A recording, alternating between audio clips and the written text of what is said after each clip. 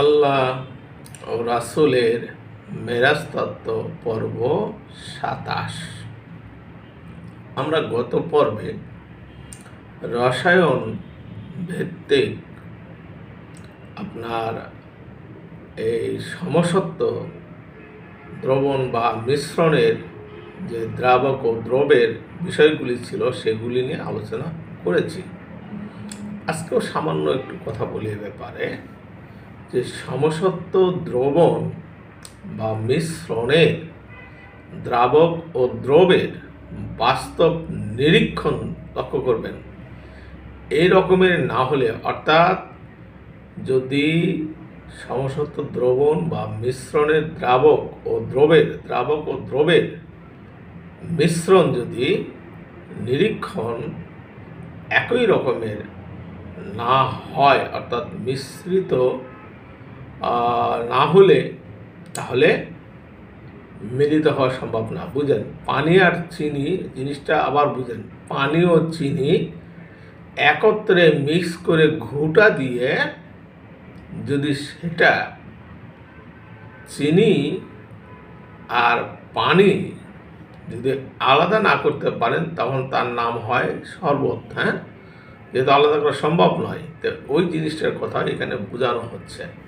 যদি চিনি আর পানি যদি আপনার মিশ্রণ না করা যায়, তো তাহলে তার শরবত নাম হইতো না। এরকম তো এই যে আল্লাহ এবং রাসূলের মিলন হইল ঠিক পানি এবং চিনির মতো করে। এটা কেমনে হলো? কারণ আল্লাহর চরিত্র বা আল্লাহর গুণাবলী ধারণ না করলে আল্লাহ পাকের সাথে কারো মিলিত হওয়া সম্ভবপর নয়। কেননা কোরআন বারবার বলেছে, সূরা বাকারার ১৩৮ নম্বর আয়াত দিয়ে উদাহরণ দিয়ে দিই। এখানে আল্লাহ পাক বলিতেছেন যে সিবগাতাল্লাহি ওয়া মান আহসানু মিনাল্লাহি সিবগাতান। অর্থাৎ এখানে বলা হচ্ছে যে তোমরা, হে বান্দারা, তোমরা আল্লাহর রঙে রঞ্জিত হও। আল্লাহ অপেক্ষা কে অধিক রং ধারণ করতে পারে। বুঝেন, আল্লাহ পাক বলছে আমাকে, আপনাকে, যে তোমরা আল্লাহর রঙে রঞ্জিত হও। আল্লাহ অপেক্ষা কে অধিক রং ধারণ করতে পারে। বুঝেন,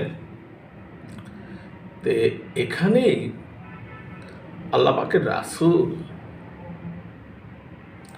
আল্লাহ পাকের এই রং ধারণ করেছেন বিধায়, আল্লাহর রঙে তিনি রঞ্জিত হয়েছেন বিধায়, ওই যে পানি চিনির মতন মিশ্রণের ফলে নাম হয়ে গেছে শরবত।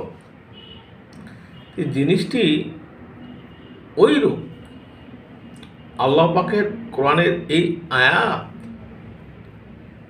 কি বোঝাচ্ছে ভালো করে বুঝতে পারলে আপনি পরিষ্কার হবেন যে আল্লাহর গুণাবলী এবং আল্লাহর রং যে ধারণ করেছে সে আল্লাহ পাকের সাথে মিশে গেছে। আর মিশে যাওয়া মানে কি?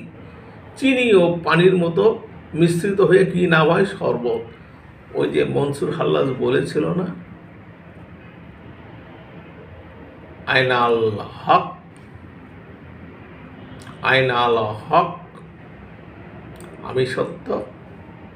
কিন্তু ওই নাদান মার্কা যারা তখন আলেম ছিল, তারা না বুঝে মনসুর হাল্লাজকে কতল করে কি করেছিল?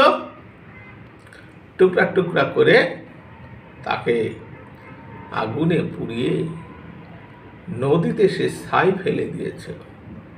সে নদীর পানিতে নদীর ঢেউ তরঙ্গ আনাল হক, আনাল হক, আনাল হক বলা শুরু করেছিল।